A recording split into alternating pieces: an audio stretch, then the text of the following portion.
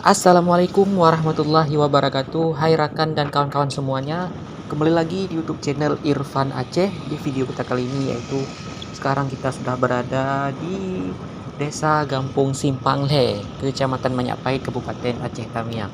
Di sini kita akan melihat bagaimana suasana yang berada di Simpanghle, Kecamatan Manyakpahit, Kabupaten Aceh Tamiang, pada di Tualang Cut, Kabupaten Aceh Tamiang. Bagi penasaran silahkan ditonton video ini sampai selesai ya. Terima kasih dan selamat menyaksikan di Desa Gampung Simpanghle, Kecamatan Manyakpahit, Kabupaten Aceh Tamiang.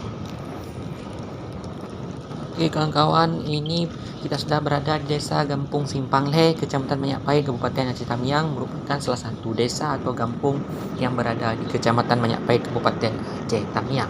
Letaknya sekitar dari jalan lintas Medan Banda Aceh sekitar 3 km dari jalan Medan Banda Aceh.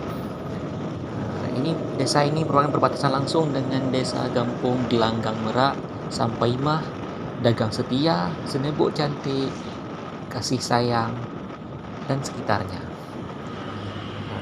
Bagi kawan-kawan silahkan ditonton video ini.